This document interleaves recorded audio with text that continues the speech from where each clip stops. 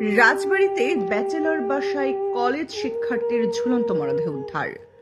রাজবাড়ী শহরের কলেজপাড়া এলাকার একটি ব্যাচেলর বাসা থেকে ফাহিম মাহমুদ নামের এক কলেজ শিক্ষার্থীর ঝুলন্ত মরদেহ উদ্ধার করেছে পুলিশ।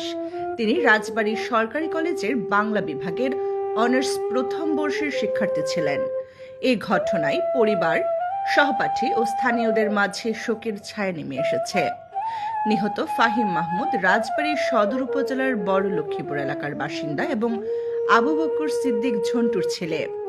পারিবারিক সূত্রে জানা গেছে, তার বাবা বাংলাদেশ পুলিশের একজন কর্মকর্তা। স্থানীয় সূত্র ও সহপাঠীদের সঙ্গে কথা বলে জানা যায়, কলেজপাড়া এলাকার একটি ব্যাচেলর বাসায় কয়েকজন শিক্ষার্থীর সঙ্গে ভাড়া থাকতেন ফাহিম। শুক্রবার সকালে তার বন্ধু মিজান দেখা করতে গেলে কক্ষের ভেতর থেকে কোনো সাড়া শব্দ পাননি। পরে একাধিকবার ডাকাডাকি করেও কোনো সাড়া না পেয়ে পাশের কক্ষের অন্যদের নিয়ে দোতলায় ওঠেন তারা। এরপর বারান্দার জানালা দিয়ে তাকিয়ে ফাহিমের ঝুলন্ত মরদেহ দেখতে পান। আমাদের এই ঘটনার যে প্রথমে যেটা ঘটছে সেটা হচ্ছে, ওর একটা ফ্রেন্ড আছে, ওর পাশেই বাড়ি, হচ্ছে মাঝে প্রতিদিনই প্রায় আসে। তো আজকে শুক্রবার, আজকে সকালেও আসছিল। তো এসে দরজা ধাক্কাধাক্কি করতেছে খোলার জন্য। তো আমরা হচ্ছে, ওর ফ্রেন্ডটা মাঝে মাঝে এমনটা শয়তানি করে, আমরা অতটা এটা পাত্তা দিই নাই। আমার এক্সাম চলতেছে, আমি পড়াশোনা করতেছিলাম ওর মধ্যে।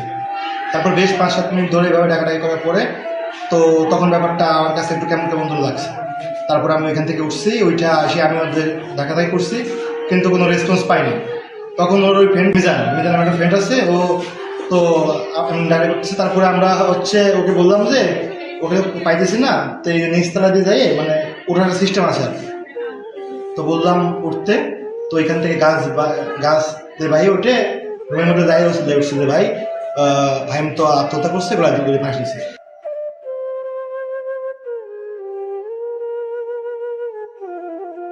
ঘটনাটি দেখে আতঙ্কিত হয়ে পড়েন সেখানে থাকা অন্যান্য শিক্ষার্থীরা। পরে দ্রুত রাজবাড়ী সদর থানা পুলিশকে খবর দেওয়া হয়। খবর পেয়ে পুলিশ ঘটনাস্থলে পৌঁছে মরদেহ উদ্ধার করে সুরতহাল প্রতিবেদন তৈরি করে। পরবর্তীতে ময়নাতদন্তের জন্য মরদেহ রাজবাড়ী সদর হাসপাতালের মর্গে পাঠানো হয়।